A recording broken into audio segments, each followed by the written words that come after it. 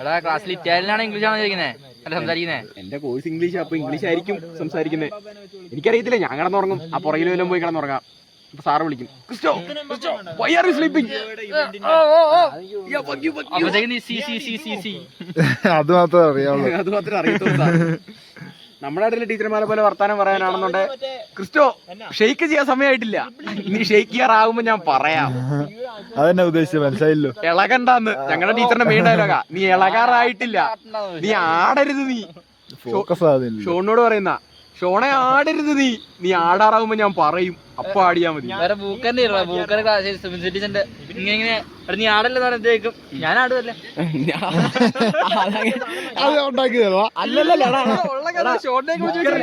നമ്മളെ എണ്ണിപ്പിച്ച് തീർത്തല്ലേ എന്തെങ്കിലും കാര്യത്തിന്. നമ്മളല്ല ഇങ്ങനെയല്ലേ നിക്കുന്നേ. ബുക്കർ നിക്കുന്ന ഇങ്ങനെ ഒരു കൈ ഇങ്ങനെ വെച്ച് ഇങ്ങനെ ചെരിഞ്ഞ് നിൽക്കും. എന്നിട്ട് ഇങ്ങനെ ഒരു കൊട്ടുണ്ട് ബുക്കേല്, വിഷ്ണു ആടരുത്, ഞാനാടുവല്ല. ചരിത്രം അത് പറഞ്ഞോ. കാര്യത്തിൽ പെട്ടെന്ന് ഡേറ്റ് കിട്ടാനായിട്ട് ഒരു ആവേശത്തിന് ഉഴവൂര് ഡേറ്റ് ഉണ്ടെന്ന് പറഞ്ഞുകൊണ്ട് ഉഴവൂര് പോയി എടുത്തു. ലേണേഴ്സ് എല്ലാം എടുത്തു. അത് കഴിഞ്ഞ് എന്നെ പഠിപ്പിച്ചത്, ക്യാമറ കാണിക്കൂ, എന്റെ ആശാൻ എന്നെ പഠിപ്പിച്ച ആശാൻ, അതെ, അത് പൊട്ടത്തരം കൊണ്ടാണ്. ഡ്രൈവിംഗ് സ്കൂളിൽ പോയിട്ടും പഠിച്ചില്ല. അവൻ വേറെ വല്ലവർക്കും കിട്ടുമ്പോ കുഞ്ഞിന്നൊക്കെ പറയും. അവൻ എടുത്തതോ, അവൻ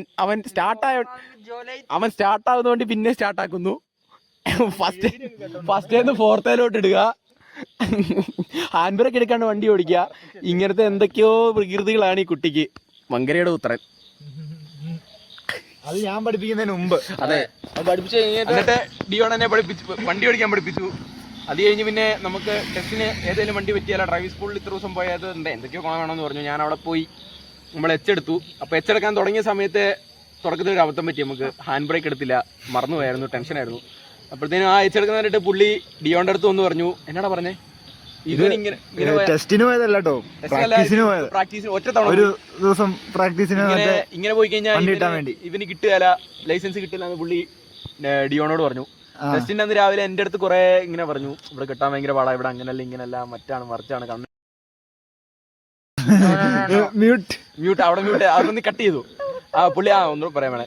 അപ്പൊ പുള്ളി അവിടെ ടെസ്റ്റിന്റെ അന്ന് രാവിലെ വണ്ടി കയറി കഴിഞ്ഞപ്പോൾ എന്റെ അടുത്ത് പറഞ്ഞു, ഇവിടെ അങ്ങനെയൊന്നും ആർക്കൊന്നും കിട്ടത്തൊന്നുമില്ല. രണ്ട് പുള്ളിയുടെ പിള്ളേരെ പുള്ളി പൊക്കി പറഞ്ഞു. ഞാൻ കഴിഞ്ഞ 15 പേര് 8 പേര് ജയിച്ചു, 2 പേര് ഇത് പാസ്സായി, റോഡ് തോറ്റുപോയി, അത് അങ്ങനെയാണ് ഇങ്ങനെയാണെന്നൊക്കെ പുള്ളി എന്റെ അടുത്ത് പറഞ്ഞു. നമ്മൾ ഡിയോൺ തലേദിവസം മോട്ടിവേഷൻ തന്നായിരുന്നു, ഫുൾ സപ്പോർട്ട്, പേടിക്കാനൊന്നുമില്ല, ഞാൻ പഠിപ്പിച്ച പോലെ എല്ലാം ചെയ്യാന്ന് പറഞ്ഞു.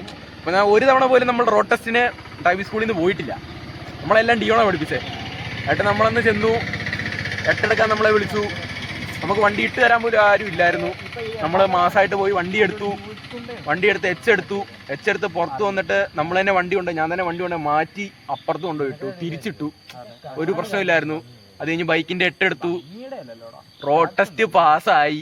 പുള്ളി പാസ്സാവത്തില്ലെന്ന് പറഞ്ഞാ, പക്ഷെ നമ്മൾ പാസ്സായി, ലൈസൻസും കിട്ടി. ഇപ്പതേ അതിനിടെ അത് നമ്മള് ടാക്ടിക്സ് ഉപയോഗിച്ചാട്ടോ. അവിടെ ഞാൻ നോക്കിയപ്പോ ഒരുത്തൻ എച്ചെടുത്തിട്ട് സീറ്റ് ബെൽറ്റ് ഇടാത്തതിന്റെ പേരിൽ അവര് ഫെയിലാക്കി.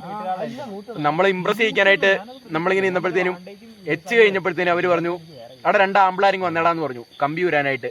അപ്പൊ ആരും ചെന്നില്ല, ഒരാൾ പോലും മുന്നോട്ട് വന്നില്ല. അപ്പം നമ്മളത് സാഹസികമായിട്ട് ഞാൻ ചെന്നു. പുള്ളി റിബൺ ഊരി, ഞാൻ കമ്പിയെല്ലാം കൂടെ ഊരി നമ്മളവിടെ റൂമിൽ കൊണ്ടുപോയിട്ടിട്ട് 8-നുള്ള കമ്പിയെല്ലാം കൂടെ നമ്മൾ എടുത്തുകൊണ്ട് കൊടുത്തു. ഫസ്റ്റ് ഇംപ്രഷൻ അതായിരുന്നു. അത് കഴിഞ്ഞ് 8 എടുത്ത് കഴിഞ്ഞപ്പോഴത്തേനും അതും നമ്മൾ ഊരിക്കൊണ്ടിട്ടു. ഇപ്പൊ പുള്ളി പറഞ്ഞു, അവിടെ മോനെ സൂക്ഷിച്ചൊക്കെ പോകണം, അവിടെ ഓടയൊക്കെ ഉണ്ട്, സൂക്ഷിച്ചൊക്കെ പോകണം മോനെ എന്നൊക്കെ പറഞ്ഞു പുള്ളി. പോട്ടെ. എന്നിട്ട് പിന്നെ നമ്മൾ ബൈക്കിന്റെ റോഡ് ടെസ്റ്റിന് നിന്നു. അപ്പം മിനിമം 3 ഗിയറിൽ വിട്ടില്ലെങ്കിൽ തോപ്പിക്കുന്നവർ പറഞ്ഞു. നമ്മൾ ബൈക്കിൽ കയറി സ്ട്രാപ്പൊക്കെ ഇട്ട് ആദ്യമേ ഹാൻഡ് സിഗ്നൽ 5 കാണിച്ചു, ഇപ്പൊ ചോദിക്കരുത്. ഹാൻഡ് സിഗ്നൽ 5 കാണിച്ചു. പുള്ളി വണ്ടി എടുത്തോളാൻ പറഞ്ഞു. കറക്റ്റായിട്ട് പോയി ഇൻഡിക്കേറ്ററൊക്കെ ഇട്ട് തിരിഞ്ഞൊക്കെ നോക്കി കറക്റ്റായിട്ട് തിരിച്ച് നമ്മൾ കൊണ്ട് നിർത്തി. ബൈക്ക് പാസ്സായി. കാറിന്റെ റോഡ് ടെസ്റ്റിന് ചെറിയൊരു പേടി ഉണ്ടായിരുന്നു, അത് കുറച്ചൊരു കയറ്റത്തിലായിട്ട് തന്നെ. പക്ഷെ നമ്മൾ ഡിയോണ മനസ്സിൽ ധ്യാനിച്ച് ഹാഫ് ക്ലച്ചിൽ വണ്ടി എടുത്ത് അപ്പുറത്ത് കൊണ്ടുപോയി അവിടെ നിർത്താൻ പറഞ്ഞു, നിർത്തി. യു ടേൺ എടുക്കാൻ പറഞ്ഞു. നമ്മൾ യു ടേണൊക്കെ എടുത്ത് ഇൻഡിക്കേറ്ററൊക്കെ ഇട്ട് യു ടേണൊക്കെ എടുത്ത് പക്കായിട്ട് നമ്മൾ കൊണ്ട് നിർത്തി. പുള്ളി പേപ്പർ തന്നില്ല, പുള്ളി വണ്ടിയിൽ നിന്ന് ഇറങ്ങിപ്പോയി. അപ്പം നമുക്ക് മനസ്സിലായി പാസ്സായെന്ന് മനസ്സിലായി. അത് കഴിഞ്ഞപ്പോൾ പിന്നെ നമ്മൾ മാസായിട്ട് വേറെ പാട്ട് പറ. വേറെ പാട്ട് എനിക്കറിയില്ല. എന്നാ പിന്നെ വേണ്ടല്ലേ. ആ പാട്ട് പാടിയാൽ അമൽദേവിന് ഈഗോ അടിക്കും. അമൽദേവിന്റെ പാട്ട് അത് എടുക്കല്ലെന്നാണ് അമൽദേവ് പറയുന്നത്. അമൽദേവിന്റെ പാട്ട് എടുക്കല്ലെന്നാണ് അമൽദേവ് പറയുന്നത്. ഇതിന്റെ നാണമായോ? നീ ഇങ്ങനെ ആക്കിയ നാളെ വരുമോ? സ്ക്രിപ്റ്റ് പറയാമോ? നീ എക്സ്പ്ലെയിൻ ചെയ്യുന്നേ. നീ എക്സ്പ്ലെയിൻ ചെയ്ത് നമ്മളിപ്പോ ചെയ്യുക. ഞാൻ മുട്ടുകുത്തിക്കും സ്ക്രിപ്റ്റ് പറയാമോ? പ്രാർത്ഥിക്കാനായിട്ട്. ഞാൻ ഇത് എക്സ്പ്ലെയിൻ ചെയ്താലോ? ഉറപ്പാണോ? എനിക്ക് തന്നില്ല. നീ എക്സ്പ്ലെയിൻ ചെയ്യണം. പക്ഷേ നീ പങ്കെടുക്കണം. നീ ഇല വീശാനോ അതിന്റെ കൂടെ മുട്ടുകുത്തി പറഞ്ഞില്ല. നീ പങ്കെടുക്കണം. നീ നേരത്തെ പറഞ്ഞ പോലെ എക്സ്പ്ലെയിൻ ചെയ്യണം. ഇല്ലെങ്കിൽ നിനക്ക് ഞാൻ മന്തി വാങ്ങി തരും. ഇല്ലെങ്കിൽ മന്തിയോ? നിനക്ക് എന്നാ നിനക്ക് അതാ നല്ലൊരു ഓഫർ. മന്തി മന്തി അത് മതി. അല്ല മന്തി തന്നാ മതി. പറഞ്ഞോ. സ്ക്രിപ്റ്റ് ഞാൻ പറഞ്ഞു കൊടുക്കണം. പങ്കെടുക്കണം കേട്ടോ. എനിക്ക് മനസ്സിലായി. ഞാൻ സ്ക്രിപ്റ്റ് പറഞ്ഞു കൊടുക്കണം. ഞങ്ങളോട് നേരത്തെ പറഞ്ഞ പോലെ പറയണം. പറഞ്ഞേ. ഞാൻ മറന്നോടാ അത്.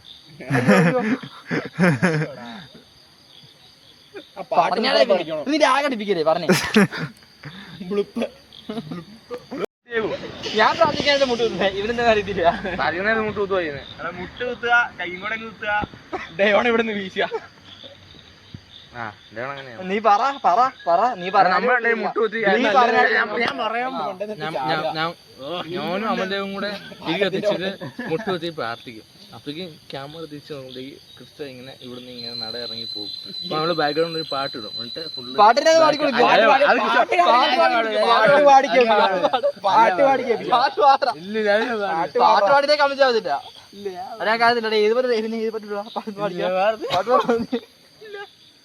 അപ്പം ആ പാട്ട് ഒരു പാട്ടുണ്ട്, സ്പെസിഫിക് പാട്ടുണ്ട്. അത് വരുമ്പോഴത്തേക്കും ഒരു സ്ലോ മോഷനും ഒരു ബ്ലാക്ക് ആൻഡ് വൈറ്റ് ഒക്കെ ഇട്ട് ക്രിസ്റ്റോ നടന്നു. അപ്പത്തേക്കും ഇങ്ങനെ ക്യാമറ ഇരിക്കുമ്പോഴത്തേക്കും ഡയോൺ ഒരു ഡാൻസ് കളിക്കും. അതും സ്ലോ മോഷൻ ഇല്ല, അതും കാണിക്കില്ല. ആ ഡയോൺ ചെയ്യുമ്പോ കണ്ടാൽ മതി നിങ്ങൾ. അതുകൊണ്ട് സംഭവമുണ്ട്. അതിന്റെ ഇനി വീഡിയോ ഒരു പ്രൊഫഷണൽ മാത്രം கொழாவி கூடி தொடாவி தேடி அனாதி பார்த்த அஞ்சு வண்ண பூவே உள்ளிருந்து பேசும் ஒத்த குரல் போதும். பிஞ்சு விரல் எங்க கொஞ்சம் குரல் எங்க அஞ்சுகமே கண்ணே. കടനാട്ടിൽ നിന്ന് നേരെ നമ്മൾ ചായ കുടിക്കാൻ നന്ദിനാടിന് വന്നു.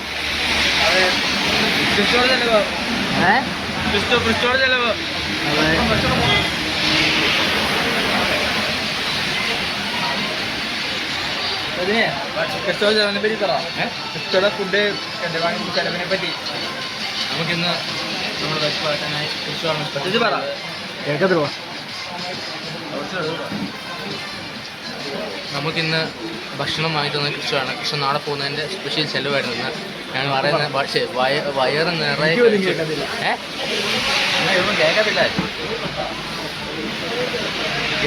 ഈ കട കണ്ടോ?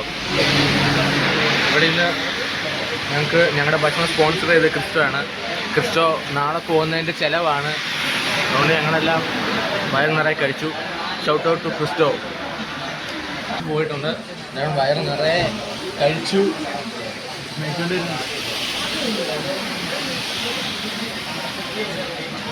Thank you Christo. അല്ലല്ല, എല്ലാവർക്കും വായിക്കാം. എനിക്ക് മുട്ട വായിച്ചാൽ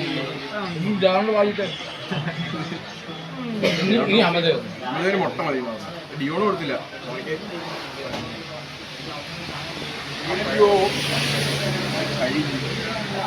അമലേനും മുട്ട അങ്ങോട്ടാവേ.